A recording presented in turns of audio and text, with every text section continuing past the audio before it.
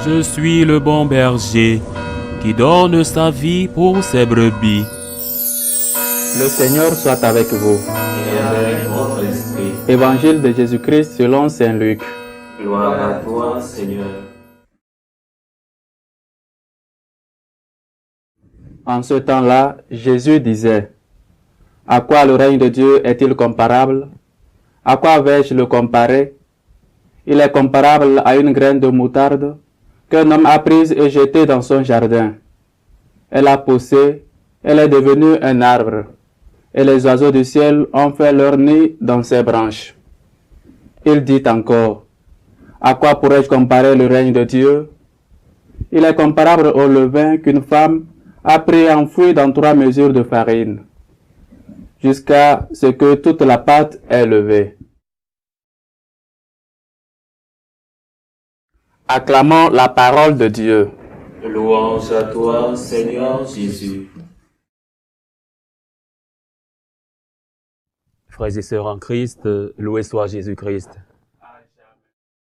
Nous sommes dans l'action de grâce, nous sommes dans la grâce et nous sommes contents, nous qui sommes de la communauté de Rome.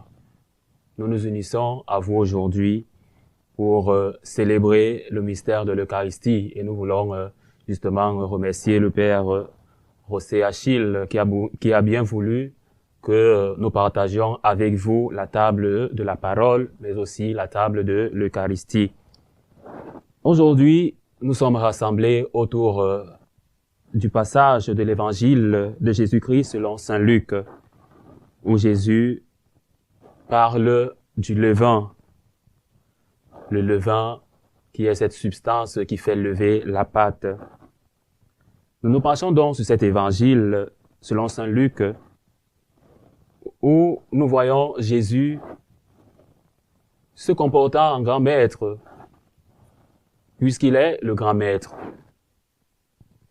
Et il compare le royaume de Dieu à une graine de moutarde qui, bien que petite, devient un grand arbre et a du levain qui transforme la pâte. Ces images puissantes nous invitent à réfléchir sur la croissance du royaume de Dieu dans nos vies, dans l'Église aujourd'hui et dans le monde que nous formons. Dans ce passage que nous avons écouté attentivement, Jésus répond à des interrogations sur la nature du royaume de Dieu et sur son avènement. Et nous le savons, Jésus l'a dit plusieurs fois, le royaume des cieux est déjà présent au milieu de nous. Le grain de moutarde, bien que très petit, devient un arbre où les oiseaux viennent nicher, symbolisant la croissance et l'accueil du royaume. Le levain, quant à lui, représente une transformation subtile, mais profonde, agissant dans la pâte jusqu'à la rendre entièrement levée. Jésus utilise deux paraboles pour illustrer le royaume de Dieu. Celle du grain de moutarde et celle du levain. Ces images mettent en avant la petitesse et la discrétion des commencements du royaume, mais aussi sa capacité à croître et à transformer. Quelques aspects fondamentaux, doctrinaux, qui découlent de cet évangile. La petite graine et la croissance du royaume. La graine de moutarde, bien que minuscule, comme nous l'avons dit, symbolise le début du royaume de Dieu. Cela nous rappelle que même les plus petites actions de foi peuvent avoir un impact immense dans l'Église d'aujourd'hui. Nous pouvons voir des exemples de cette croissance, des initiatives modestes, comme des groupes de prière ou des œuvres de charité peuvent se transformer en mouvements significatifs qui trouvent des vies et transforment des communautés. Elles touchent des vies et transforment des communautés.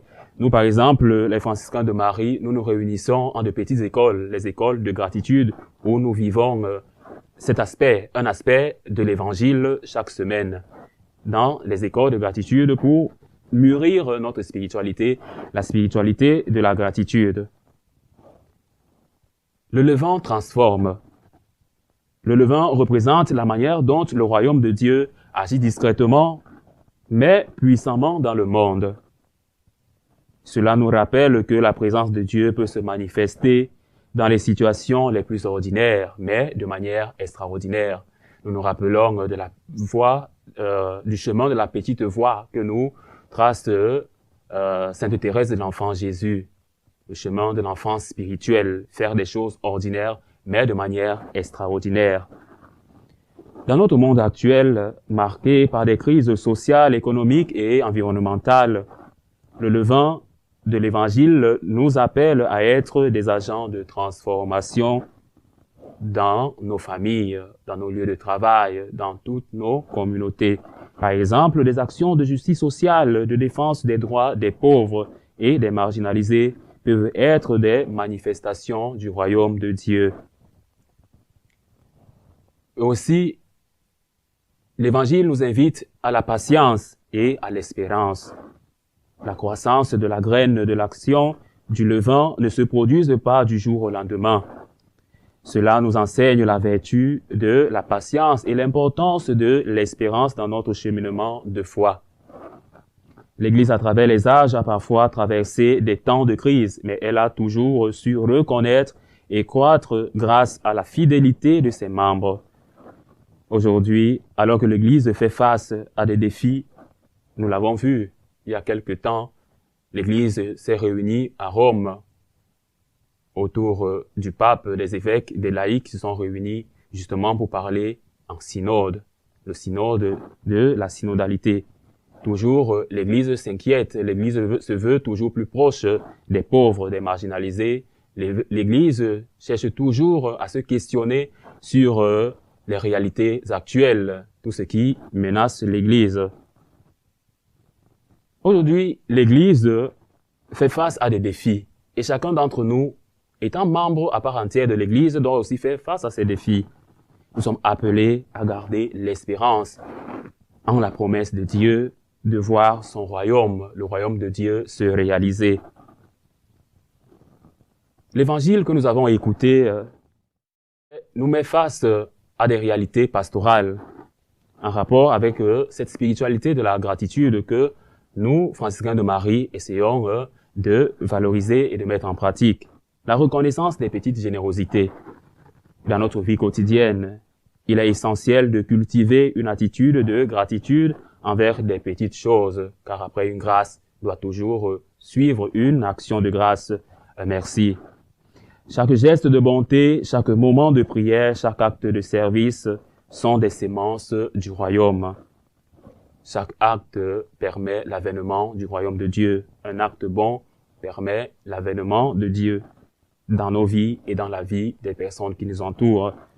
En reconnaissant ces petites graines, nous pouvons encourager les autres à agir également. Par exemple, dans notre communauté, nous pourrions créer un espace où les membres partagent leurs témoignages de foi et de gratitude, renforçant ainsi les liens de solidarité. J'ai parlé plus haut des écoles de gratitude, faire partie des écoles de gratitude pour essayer de vivre en communion proche avec les autres, pour essayer de cultiver ce sentiment d'action de grâce dans nos vies. Nous avons tellement reçu des choses que nous devons au moins rendre à Dieu le minimum de ce que nous avons reçu, parce que c'est là où commence cet état de gratitude dans nos cœurs. Nous devons aussi encourager la croissance spirituelle. En tant que pasteurs et membres de l'Église, nous avons la responsabilité de nourrir la foi des autres. Cela peut se faire dans des formations, des retraites spirituelles ou simplement par des rencontres fraternelles, en aidant chacun à reconnaître les petites semences de foi dans leur vie. Nous contribuons à la croissance du royaume.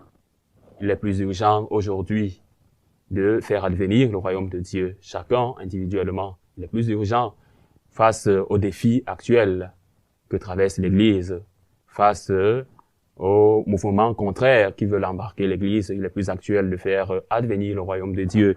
Et nous sommes donc, nous chrétiens, nous sommes donc interpellés, nous sommes donc appelés à être apôtres, missionnaires de Jésus dans ce monde actuel où nous vivons, être des agents de transformation En tant que chrétiens, nous sommes appelés à être du levant dans notre société, dans notre famille, dans notre petite communauté ecclésiale.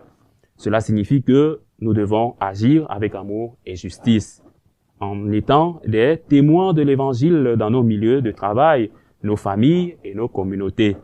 Une attitude de gratitude, une attitude d'action de grâce qui nous pousse à partager les bénédictions que nous avons reçues, à nous engager dans des œuvres qui favorisent la paix et la réconciliation. Et justement, nous pouvons penser au sacrement de la réconciliation chrétienne qui nous unit plus à Dieu, car nous sommes des êtres limités par le péché. Nous avons hérité du péché des premiers hommes, ainsi que nous avons notre propre responsabilité dans les péchés que nous commettons. Nous devons donc faire recours au sacrement de la réconciliation chrétienne pour nous réconcilier avec Dieu, avec les autres, mais aussi avec l'Église.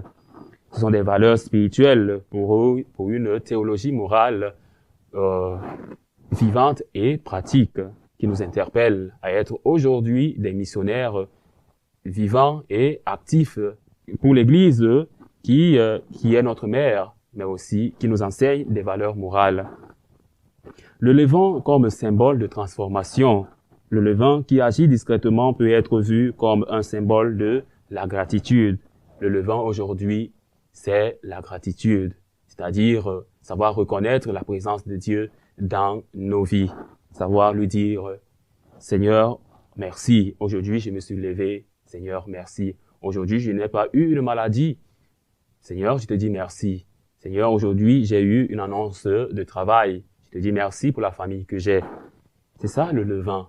Le levain, aujourd'hui, c'est la gratitude. La gratitude, bien qu'elle puisse sembler un petit acte, a le potentiel de transformer notre vision du monde. En cultivant la gratitude, nous permettons à notre cœur de se tourner vers Dieu et de reconnaître les bienfaits qu'il nous accorde. Cela engendre une attitude positive et joyeuse qui se propage autour de nous. Et pour terminer, chacun de nous doit être le levain qui aide à ce que des choses changent dans nos milieux de vie. En intégrant la gratitude dans notre quotidien, nous pouvons transformer nos relations interpersonnelles et notre engagement social. Exprimer de la gratitude pour les autres nous aide à construire des communautés plus solidaires et bienveillantes. Tout comme le levain agit de manière invisible mais efficace, la gratitude peut nourrir notre croissance spirituelle. Elle nous pousse à aller au-delà de nos défis et de nos luttes. Chacun de nous a ses luttes, ainsi que chacun de nous traverse des moments de difficulté. Chacun de nous a sa croix. Mais l'exemple de Marie au pied de la croix nous aide justement à être fidèles dans les moments de lumière, comme dans les moments de ténèbres, les moments d'obscurité. Nous allons prier aujourd'hui, demander la grâce d'être fidèles dans les bons et fidèles dans les mauvais moments, parce que Dieu, il est fidèle. Nous allons demander la grâce d'être missionnaires, d'être apôtres pour l'avènement du royaume de Dieu dans nos vies, dans nos familles, dans l'Église, en intégrant la notion de gratitude comme levain dans notre vie spirituelle et morale. Nous sommes appelés à une transformation profonde. La gratitude nous rappelle que même les plus petits actes peuvent avoir un impact significatif, tant sur nous-mêmes que sur notre entourage. Cette approche peut inspirer une théologie morale qui valorise la reconnaissance des dons de Dieu et qui encourage une vie de service et d'amour envers les autres. Aujourd'hui, plus que jamais, l'Église a besoin de nous et le Christ a besoin de nous. Soyons fidèles au Christ comme il a été fidèle envers nous. Il a été fidèle quand il s'est incarné. Il a été fidèle durant sa vie publique. Il a été fidèle quand il a porté sur lui le poids de nos péchés. Sur la croix, il a été fidèle quand il a été ressuscité d'entre les morts. Nous aussi, nous devons être fidèles envers le Christ, être des missionnaires pour notre temps, être des apôtres qui permettent l'avènement du royaume de Dieu. Loué soit Jésus-Christ. Amen.